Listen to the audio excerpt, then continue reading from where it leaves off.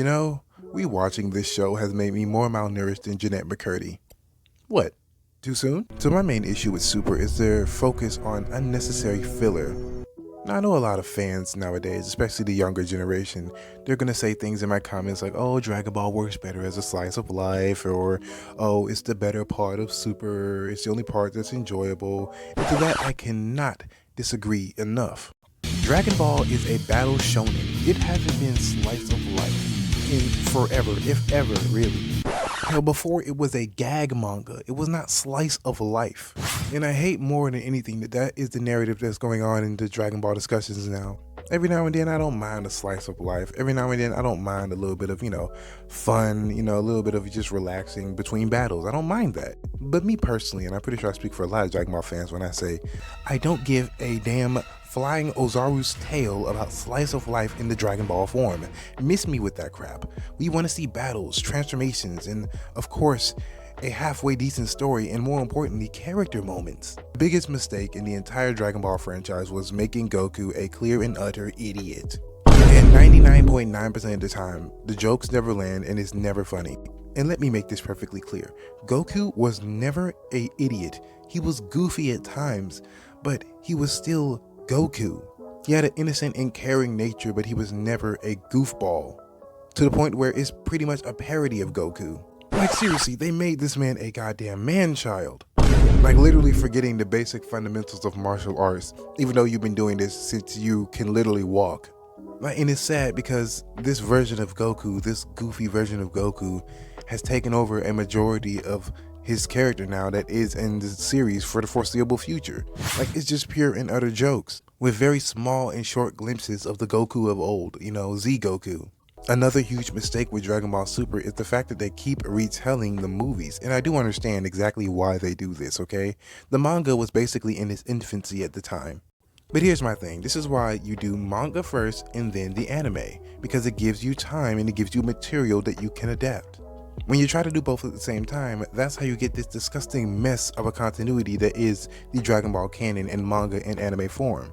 And don't even get me started with the recent movie releases, confusing the Dragon Ball fans on what's canon, what did it take place, what happened, what didn't happen, over and over again.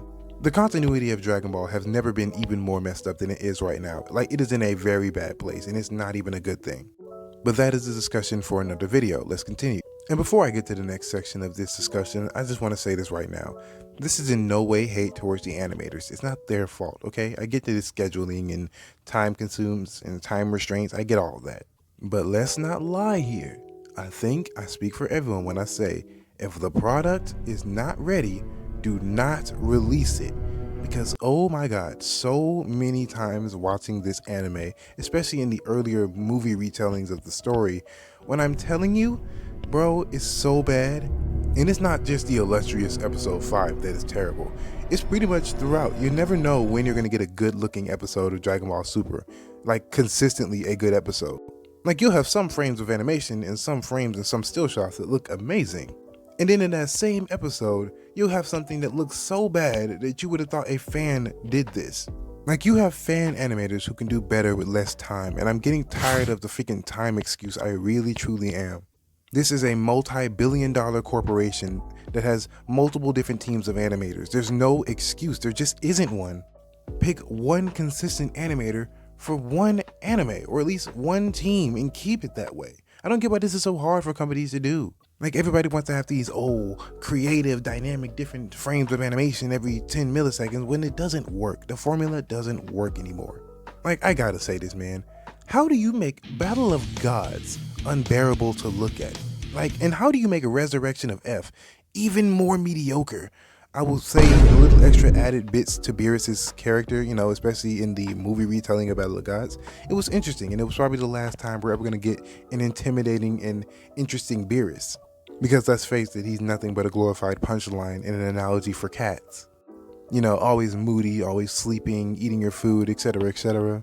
And let's be perfectly honest here, Beerus right now is basically a giant joke and a parody of what he is. But then again, look at Frieza now as well. Anything that is intimidating, it is now a joke.